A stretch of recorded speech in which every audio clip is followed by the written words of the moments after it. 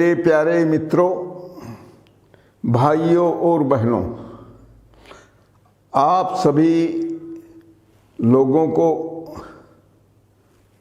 नव वर्ष की शुभ कामनाओं के साथ साथ मैं आर्थिक न्याय के इस चैनल का प्रारंभ करने के अवसर पर अपनी ओर से शुभकामनाएं देता हूं।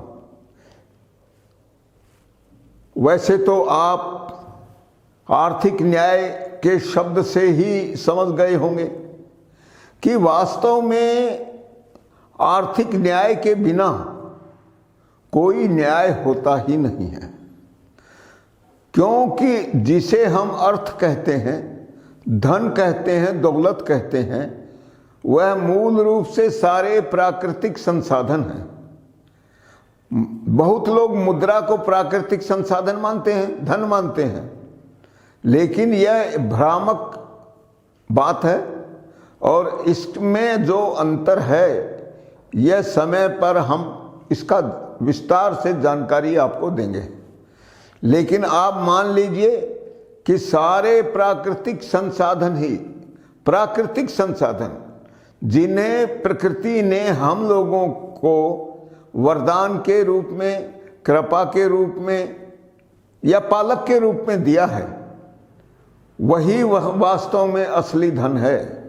और उन्हीं प्राकृतिक संसाधनों के उपभोग से कोई भी प्राणी जिंदा रहता है। यदि प्राकृतिक संसाधन न हो तो कोई प्राणी, चाहे वो मनुष्य हो या कोई भी जानवर हो, वह जिंदा नहीं रह सकता। इसलिए हमारे प्राण का आधार, हमारे जीवन का आधार यह प्रकृति है, यह प्राकृतिक संसाधन है जो हमें उसी के द्वारा प्रदान किए गए हैं। इन पर सबका समान मौलिक अधिकार है। लेकिन आज के इस एपिसोड में मैं अभी सारी बातें मनुष्य तक सीमित कर रहा हूं, क्योंकि प्रकृति में जो विकृति पैदा हो रही है, आज मनुष्यता के सामने भी जो संकट खड़ा हो रहा है, वह मनुष्य द्वारा निर्मित है।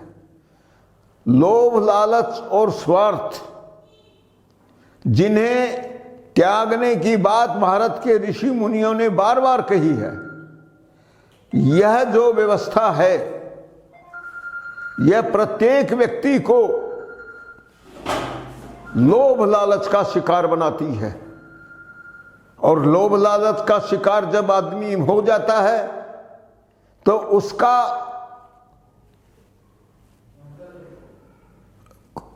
संतुष्टि कहीं होती ही नहीं। कितना ही धन आता जाए, कितना ही धन आता जाए, उसकी भूख उतनी ही बढ़ती जाती है। और यह स्थिति आप प्रकट रूप में आज चारों ओर देख रहे हैं। यह केवल भारत का सवाल नहीं है,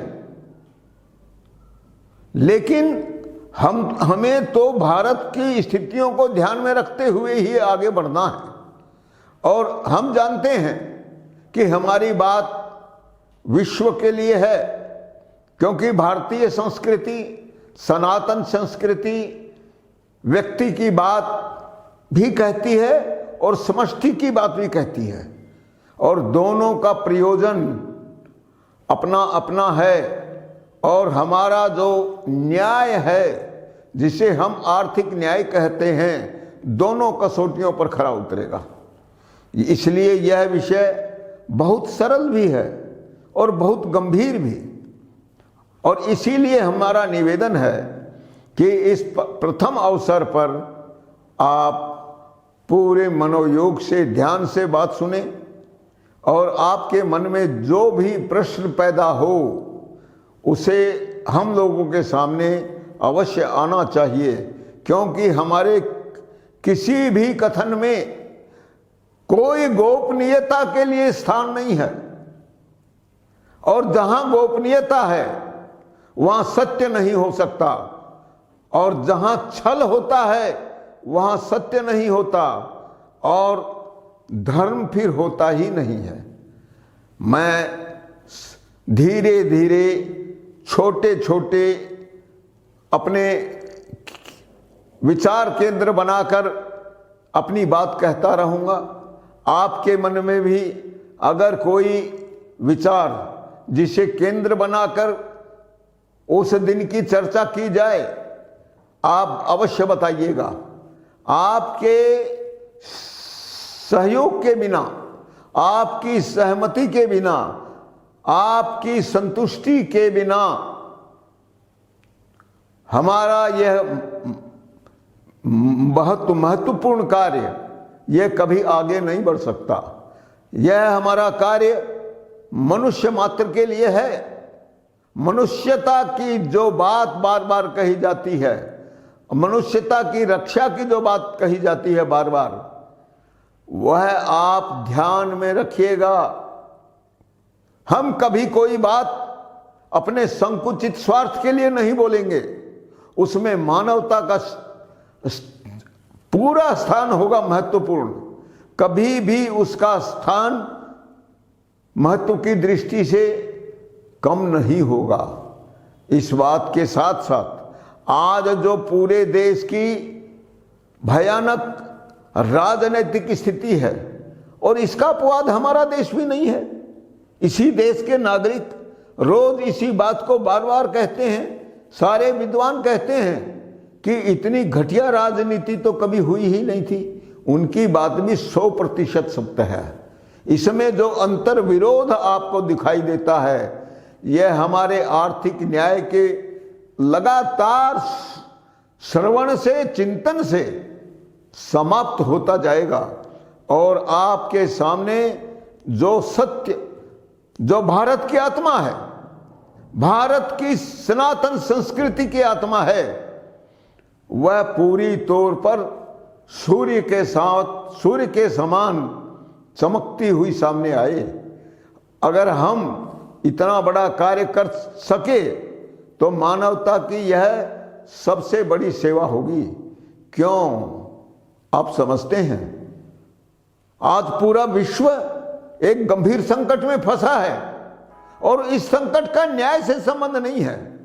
न्याय का मतलब न्यायालय का न्याय अगर मान लिया जाए तो इससे झूठ बात कोई है ही नहीं।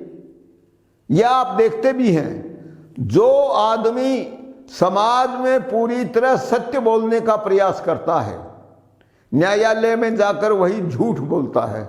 और शपथ लेकर, शपथ किसकी लेता है? अपने ईश्वर की। क्यों भाई? तुम संविधान की रक्षा की बात कर रहे हो तो इस संविधान की शपथ लेने की बात क्यों नहीं करते? गीता पर हाथ रखवाएंगे, कुरान पर हाथ रखवाएंगे, किसी भी उस पर हाथ रखवाएंगे, चर्च की उसके ऊपर हाथ रखवाएंगे। क्यों भाई? आप जो संविधान बनाए हो उसकी शपथ लो, हम देने के लिए तैयार हैं। उसकी शपथ दिलाओ। और मैं तो यही कहूंगा कि भारत के नागरिक जब सत्य के पीछे चलेंगे तो संविधान की शपथ लेने के लिए, जब तक यह संविधान है तब तक वो कहेंगे हम संविधान की शपथ लेने के लिए तैयार हैं। लेकिन संविधान के नाम पर तुम गोपनीयता की शपथ दिलाओ, बेशर्मी की हद होती है। और कुछ लोग जो बुद्धि के कचरे हैं, जिनके पास बुद्धि है ही नहीं, वे लोग कहते हैं यह दुनिया का सर्वश्रेष्ठ संविधान है। चलो, मैं अभी आलोचना में नहीं पड़ता। हम पूरे सत्य को जब समाज के सामने रखेंगे तो सारी स्थिति दर्पण की तरह साफ होती जाएगी। और जो धुंधला दिख रहा है, जो जानबूझकर धुंधला देख रहे हैं या धुंधलके का लाभ उठाकर देश की गरीब जनता को चूस रहे हैं, उनका सच सामने आ जाएगा। मुझे कुछ कहने की आवश्यकता नहीं है। आर्थिक न्याय के मिशन को, इसके द्वारा प्रस्तुत सत्य की अवधारणा को, न्याय की अवधारणा को जब समाज के सामने पूरी स्पष्टता के साथ जवाब देते हुए रखा जाएगा तो भारत में एक नई शक्ति का उदय होगा। जो लोग आधी से ज्यादा दुनिया को लूटकर अपने आप को विश्व का नियंता मानते हैं, मुझे उनका नाम लेने की आवश्यकता नहीं, वे समुद्री लुटेरे आज भारत के मनीषियों को कहते हैं भारत कच्चा मांस खाता था और ब्रिटेन 30वां रखा था। हम उनको जहां से निकले हैं उसी के अंदर घुसने के लिए मजबूर कर देंगे। हिंसा में कोई स्थान हमारा नहीं है, हमारा कोई विश्वास नहीं है और आगे भी इस चैनल से प्रकारांतर से हिंसा का प्रचार नहीं होगा और अगर कहीं अनजाने में हो जाए तो मैं उसके लिए पहले से क्षमा मांगता हूं, वह उसका सुधार कर लेंगे और सारी बात वास्तविक सत्य के रूप में सामने आएगी। कोई छल कपट उसमें लेश मात्र के लिए भी नहीं होगा। तभी तो यह आर्थिक न्याय है। आर्थिक न्याय का जो अर्थ है उसको स्पष्ट करना अब अत्यंत आवश्यक है। आर्थिक न्याय का हमारा मतलब है सारे प्राकृतिक संसाधनों पर सबका समान जन्म सिद्ध अधिकार है। आप बात को समझ लीजिए, मैं समानता की बात कह रहा हूं, समान मूलभूत अधिकार की बात कह रहा हूं, लेकिन बारीकी से समझिएगा, फिर भी आपको समझ में न आए तो कोई परेशानी की बात नहीं है। उसी को स्पष्ट करने के लिए तो हम यह सत्य का बीजारोपण कर रहे हैं। आप जब तक चाहें, लेकिन एक निवेदन यह करूंगा कि जो कुछ कहा जाए उस पर आत्मचिंतन करें और फिर भी अगर कोई बात समझ में न आए तो हम लोग आत्मीय हैं, कोई बड़ा छोटा नहीं है। जो देश वसुधैव कुटुंबकम की बात करता हो, वह प्राणी मात्र में भेद नहीं मानता हो, तो मेरे आपके बीच किसी प्रकार के भ्रम की स्थिति नहीं रहनी चाहिए। आपको जानने का पूरा हक है और मैं पूरे सत्यता के साथ कहना चाहता हूं कि मैं जो कुछ जान पाया हूं उस पूरे सच को समाज के सामने रखने में तिल भर की देरी नहीं करूंगा, झूठ नहीं बोलूंगा और सत्य को बिना किसी भय के, बिना किसी लालच के, बिना किसी लोभ के आपके सामने प्रकट करने की कोशिश करूंगा। मैं कितना सफल होता हूं, आप कितनी बात को समझ पाते हैं, वही हमारी सफलता का मापदंड है। आप इस बात को जिस भी दृष्टिकोण से देखना चाहें वह अवश्य देखिए।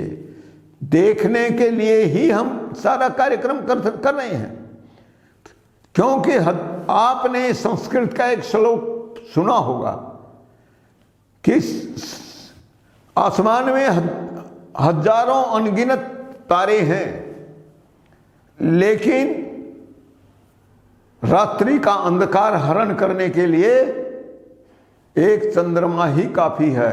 एक चंद्र तमोहंती तारानाम च स्तेन किम। आपने यह श्लोक सुना होगा और मैं एक श्लोक कहने का जो लोभ है वह संवरण नहीं कर पा रहा हूं, इसलिए मैं एक श्लोक और कहना चाहता हूं, लेकिन वह बाद में। पहले वह बात पूरी हो जाए। हमारे आर्थिक न्याय का मतलब क्या है? सारे प्राकृतिक संसाधनों पर सबका समान अधिकार है, जन्म सिद्ध अधिकार है और यह अधिकार बराबर है, अर्थात समान अधिकार है और प्रत्येक व्यक्ति का अधिकार है।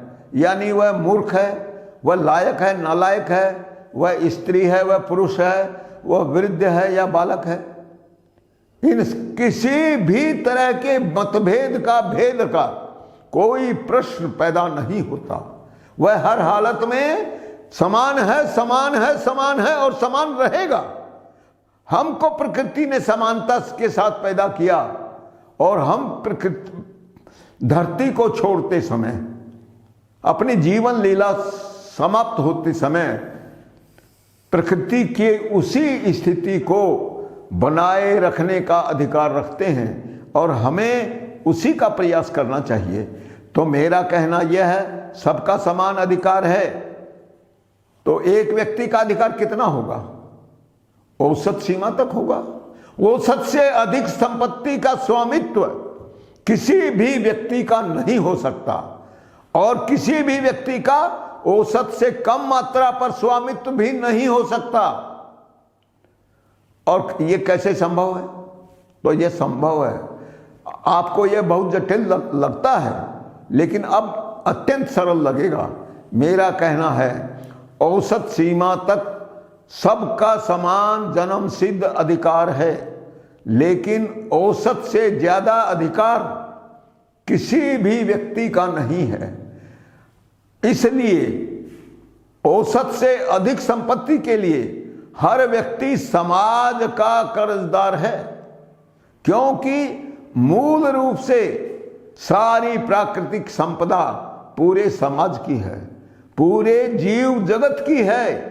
और इसलिए औसत सीमा तक जो अधिकार है वह प्रत्येक मनुष्य का होना चाहिए और औसत से अधिक संपत्ति के लिए किसी को भी समाज का कर्जदार माना जाना चाहिए।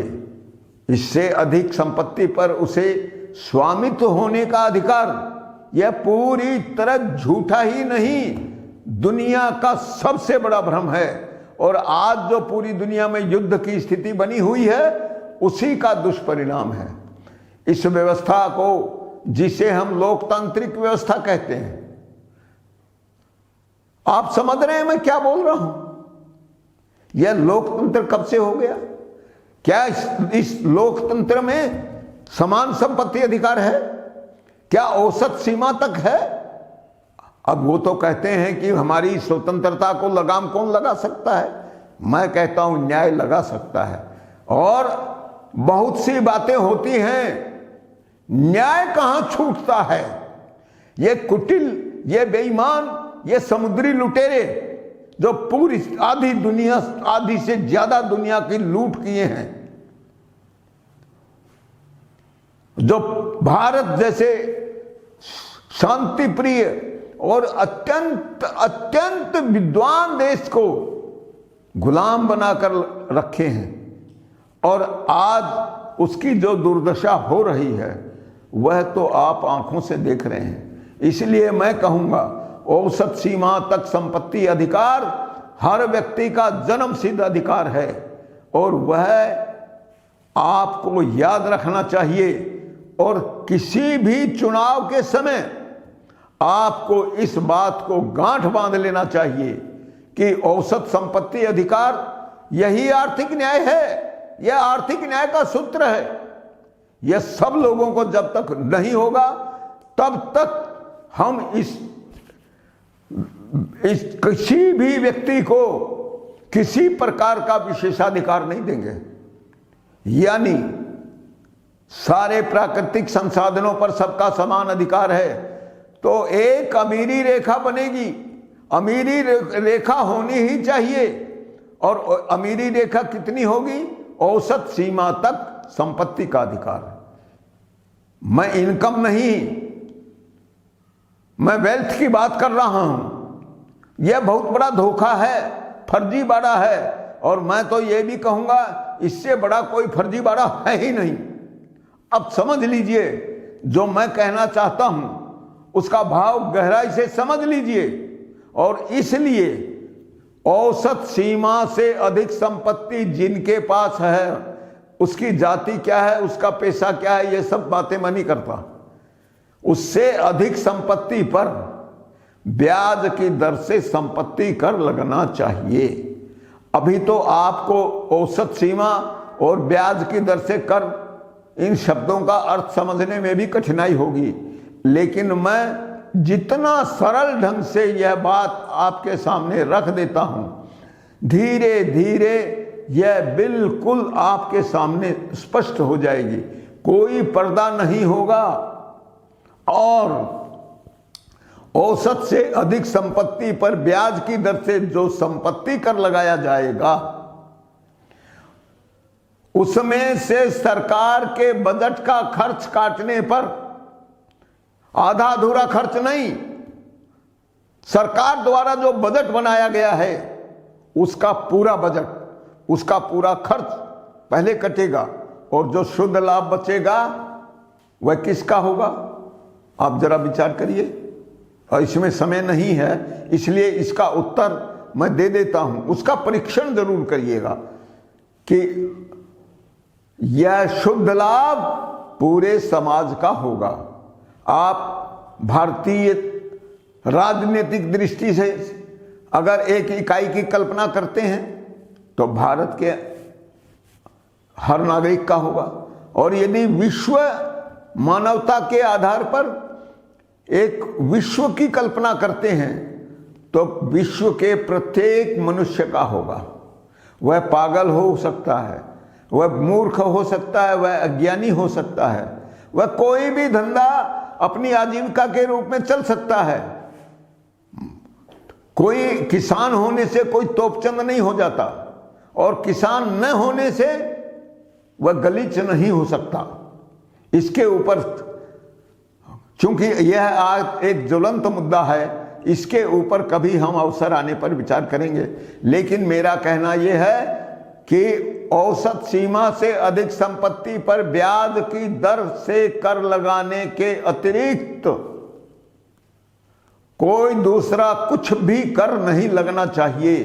अर्थात यह जीएसटी, यह इनकम टैक्स सरासर धोखा है, समाज के साथ, मानवता के साथ धोखा है। मैं इस धोखे का रहस्य समय आने पर धीरे धीरे खोलता रहूंगा, और आपके प्रश्नोत्तर आपको सही दिशा में शीघ्र से शीघ्र आगे बढ़ने के लिए सहायक होते रहेंगे। हम अन्य विद्वानों को भी आमंत्रित करेंगे। कोई आना चाहेगा तो हम उसका प्रथम परीक्षण करने के बाद अगर वह योग्यता के अंदर आता है तो हम अपने चैनल पर उसे पूरी सिद्धांत के साथ, पूरे सम्मान के साथ अवसर देंगे। और जो प्रमुख पदों पर, प्रशासन के प्रमुख पदों पर मौजूद हैं, जिनके पास विशेषाधिकार है, उन सब को भी समय समय पर आने के लिए और बुलाने के लिए अपनी ओर से पूरा प्रयास करेंगे, और उनके विचारों को बोलेंगे, बताएंगे, आप लोगों तक पहुंचाएंगे, और हम उनसे फिर उपयुक्त सवाल पूछेंगे। किसी प्रकार का पक्षपात करना, किसी प्रकार के षड्यंत्र का निर्माण करना हमारा उद्देश्य नहीं है। लेकिन जिनको सत्य से डर लगता हो, मैं उनको चेतावनी भी देना चाहता हूं, वह धोखा देने का प्रयास करने की मनोभावना लेकर हमारे पास न आए। क्यों? क्योंकि हम छल नहीं चलने देंगे। तो इस संबंध में जो हमारे पास एक संस्कृत का श्लोक, जिसकी बात मैंने पहले कही थी, उसको उद्धृत करता हूं। सा न सभा यत्र न संति वृद्धा, तेन वृद्धा येन वदन्ति धर्मम, स न धर्म यत्र न अस्ति सत्य, यत्र छलम तत् कुतः सतम। सत्य है। आप इसका मर्म समझ लीजिए। मुझे तो कहने वाले किसी मनीषी के प्रति मेरे मन में अगाध श्रद्धा उत्पन्न होती है। आज हम उस महर्षि का नाम नहीं जानते, लेकिन इस सत्य को ग्रहण करने के लिए जिस गहन तप की आवश्यकता है, निरंतर चिंतन की, मनन की आवश्यकता है, आप उसकी तरफ कृपया प्रवृत्त होइए। और हम एक बात आपको कहना चाहते हैं। आज जो भीषण दुर्गति जो गरीबों की हो रही है, भीषण, मतलब खाने के लिए कुकर्म करने को तैयार हैं, और थोड़े से सोने के टुकड़े किसी का मान डिगा देते हैं और सारा धन, समाज का सारा धन मुट्ठी भर लोगों के पास है। ये शर्म की बात नहीं है। इससे बड़ा षड्यंत्र आखिर मनुष्यता के साथ क्या होगा, और इसका दुष्परिणाम आप देख लेंगे किसी दिन। या तो अमेरिका परमाणु बम पटक देगा जैसे जापान पर पटक चुका है, या चीन किसी पर पटक देगा, या रूस पटक देगा। क्या फर्क पड़ेगा? सारी धरती को भस्म होने में कितनी देर लगेगी?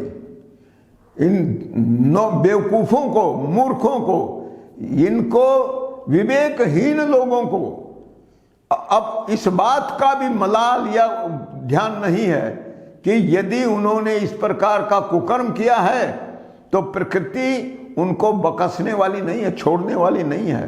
अनजानी भूलों पर भी वह अदय दंड तो देती है, पर बूढ़ों को भी बच्चों सा सदैव भाव से सेती है। मैथिली शरण गुप्त की, राष्ट्र कवि मैथिली शरण गुप्त की, आपको यह बातें जरूर ध्यान में आनी चाहिए। इसलिए बंधुओं, मैं एक बात और बताकर ये बात समाप्त करता हूं कि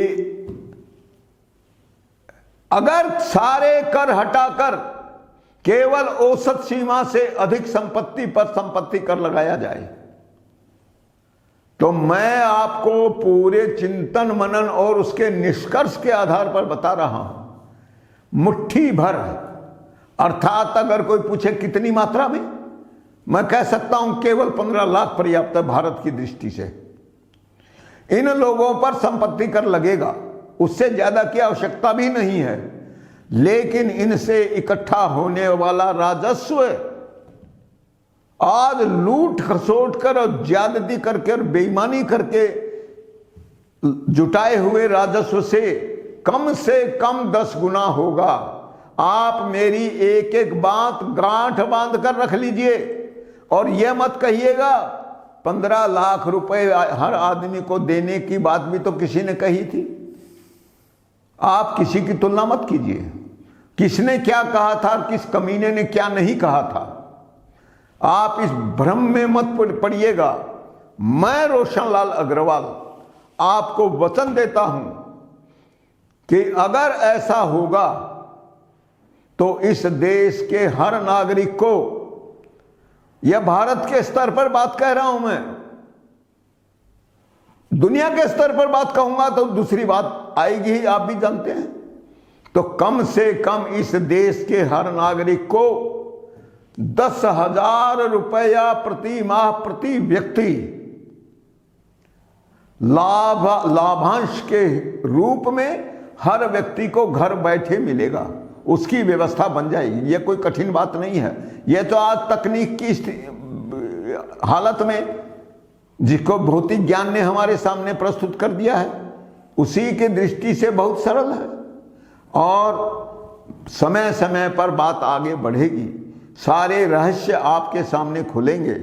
अब जब तक प्राण है तब तक सत्य बोलने का और स्थापित करने का पूरा प्रयास हमारा चलता रहेगा और आप इसमें सारे काम छोड़कर समय का ध्यान रखते हुए धीरे धीरे हम सब कुछ सहज, स्थायी और निश्चित समय पर आपको जानकारी देने का प्रयास करेंगे। अभी हमारा यह आरंभ है, शुरू में कुछ त्रुटियां हो सकती हैं। धीरे धीरे आप सबके सहयोग से एक बहुत अच्छी व्यवस्था बनेगी और यह जिस दिन पूरी दुनिया तक बात चली जाएगी उस दिन तो छोड़ दीजिए, लेकिन मैं तो कहूंगा जिस दिन भारत का हर नागरिक सारे मतभेदों को भूलकर आर्थिक न्याय के आधार पर अपना मतदान करने लगेगा, तो मैं दावे के साथ कहता हूं भारत में एक भी गरीब नहीं बचेगा, नहीं रहेगा। सारे लोग समृद्ध हो जाएंगे और जो लोग भूख के कारण जानवरों जैसा जीवन नहीं जी पा रहे हैं, सारे पूरी समृद्धि के साथ, संपन्नता के साथ, स्वतंत्रता के साथ और संतुष्टि के साथ भय मुक्त, अभाव मुक्त जीवन जिएंगे।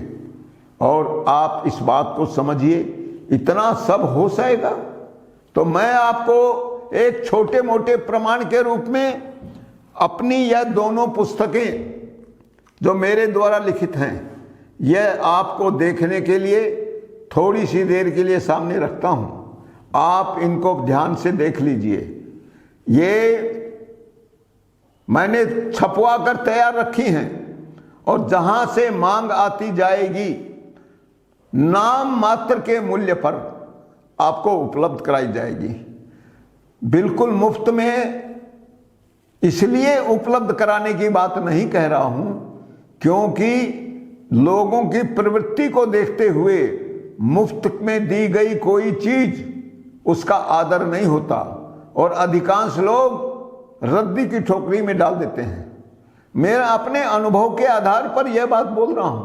और इसीलिए अगर आप यह संकल्प, यह विश्वास दिला देते हैं तो आप जितनी पुस्तकें लेना चाहें आप आ जाए। बहुत अच्छा, कोई बहुत बड़ी बात नहीं है। रायपुर हमारा केंद्र है, पर्याप्त मात्रा में अभी हमने पुस्तकें छपवा दी हैं। और आप अगर जब खुलकर सामने आएंगे तो यह पुस्तकें फिर छप जाएंगी। यह कोई बड़ी बात नहीं है। हम सबका अगर इसी प्रकार से विश्वास बढ़ा, सद्भाव बढ़ा, तो लोगों में फिर दान की प्रवृत्ति तो हमारे यहां जन्मजात है। हमारे देश के नागरिक हो ही नहीं सकते जिनके मन में कर्तव्य का भाव पैदा न हो। लेकिन जो संविधान हमारे गले में भारी पत्थर की तरह लटका दिया गया है, उसने तो सबके दान के जो बहुत ही गहरी आस्था है उसी का समाप्त कर दिया है। धूर्त, बेईमान, बदमाश, लुच्चे, लफंगे, छली कपटी आज सबसे आगे दिखते हैं। चाहे सामाजिक पक्ष का सवाल हो, राजनीति का सवाल हो, आर्थिक नीति का सवाल हो। इसका अत्यंत घिनौना दृश्य आज सामने है। कृपया आज के अवसर पर उस घिनौने दृश्य के लिए आप अपने को भ्रमित न करें। हम इसके को बादल की तरह छांट देंगे। और अब मैं सोचता हूं आज का यह प्रथम प्रयास इसी सीमा तक होना चाहिए। इसलिए मैं फिर कहूंगा, गरीबी रेखा नहीं, अमीरी रेखा बननी चाहिए। और अमीरी रेखा से अधिक संपत्ति रखने वाले व्यक्ति पर संपत्ति कर लगना चाहिए। और संपत्ति कर किसी राजनेता की मनमानी के अनुसार नहीं, ब्याज की दर से लगना चाहिए। इसमें भी बहुत रहस्य हैं जो समय समय पर मैं खोलता रहूंगा। आप लोग सही उत्तर अगर पूछते चले जाएंगे तो यह कार्य बहुत तेजी से और बहुत शीघ्र हो जाएगा। और तब आप ऐसी व्यवस्था भारत में स्थापित कर सकेंगे जो आपके कहे अनुसार चलती हो, जो कुछ भी गोपनीय न मानती हो और सारा अधिकार समाज के पास सुरक्षित रखती हो। और समाज के पास यदि यह अधिकार सुरक्षित होगा तो किसी शासक की औकात नहीं है कि वह उदंड होकर बात कर सके। और आप सत्य को, न्याय को भूलेंगे नहीं। और हम सत्य और न्याय के बल पर ही वह सब कुछ सबके लिए प्राप्त कर सकेंगे जिसके लिए आज पूरी दुनिया तरसती है। और गरीब लोग कुत्ते बिल्ली की तरह बेमौत नहीं मरते, कभी नहीं मरेंगे, इसका मैं विश्वास दिलाता हूं। मानवता के प्रति मेरे मन में जो अगाध श्रद्धा है, विश्वास है, उसका अनुभव आप भी करिए। और आप भी इसी श्रद्धा और विश्वास के द्वारा आगे चढ़ने, ऊंची से ऊंची चढ़ाई सबके लिए अपने मन को तैयार कीजिए। कुछ भी प्राप्त किया जा सकता है और उसके लिए केवल सदसंकल्प ही पर्याप्त है। और इसलिए मैं आज सब लोगों को शुभकामनाएं देते हुए, उज्जवल भविष्य की कामना करते हुए अपनी बात को समाप्त करता हूँ। सभी को मेरा सादर प्रणाम।